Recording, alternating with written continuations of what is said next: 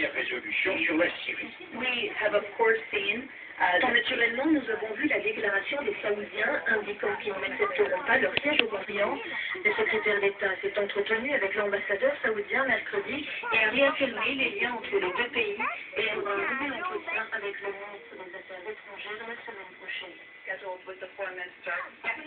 Saoudiens reprochent à l'administration Obama de trop se concentrer sur la menace de se rapprocher de leur ennemi mortel l'Iran et de ne pas faire avancer assez rapidement les négociations israélo-palestiniennes.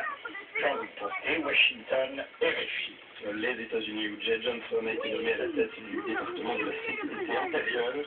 Cet avocat de formation, ancien conseiller au Pentagone, prend la suite de Janet Napolitano, qui a officié à ce poste pendant 4 ans et demi.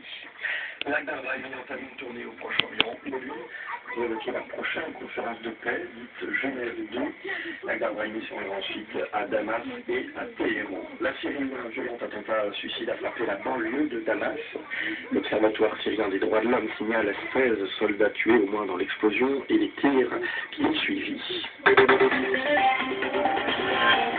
C'est un rapport très attendu, les conclusions de l'enquête administrative sur les conditions de l'expulsion de la jeune Leonarda et de sa famille la semaine dernière au Kosovo. Ce document a été remis ce matin au ministre français de l'Intérieur, Manuel Valls, qui a écourté exprès son séjour en Guadeloupe pour reprendre cette affaire en main, car depuis 2 jours, la polémique enfle et les attaques contre le ministre se multiplient aussi bien dans la rue de la part des lycéens qui étaient des mouvements leaders en fleurs et socialistes. Valérie Gasse. L'urgence pour Manuel Valls est à Paris. Le ministre de l'Intérieur a donc préféré sacrifier la dernière étape de sa visite aux Antilles pour revenir plus vite dans la capitale où l'affaire Leonarda n'a cessé de s'envenimer. Même si François Hollande a fait savoir qu'il soutenait son ministre, Manuel Valls est toujours sur la sellette.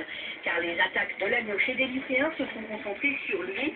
La démission du ministre de l'Intérieur accusé de mener la même politique d'immigration que la droite a d'ailleurs été réclamée. Même au Parti socialiste, certains ont ostensiblement pris leur distance avec Manuel Valls au nom des valeurs de la République. Dernière en date, la candidate à la mairie de Paris, Anne Hidalgo, a estimé qu'il fallait du discernement dans l'application des lois et la compagne de François Hollande, Valérie Fierweller, a quant à elle affirmé « On ne franchit pas certaines frontières, la porte de l'école en est une ». Aux Antilles, Manuel Valls a commencé à amorcer la transition vers l'apaisement en déclarant « S'il faut sanctuariser l'école, nous le ferons ». Le ministre sait qu'il ne sera pas sacrifié, mais qu'il va lui falloir donner des gages. En la France, le procureur de la République de Paris a été alerté par le défenseur des droits, Dominique Baudis, en effet attiré attenté pendant une action en justice contre une candidate Front National au municipal dans les Ardennes. Dans un reportage sur France 2, Anne-Sophie Leclerc avait présenté un photomontage comparant la garde des Sceaux, Christian Tempelin à un singe, ce qui constitue un délit de provocation à la haine et à la discrimination, selon Dominique Baudis. Le affaire se poursuit.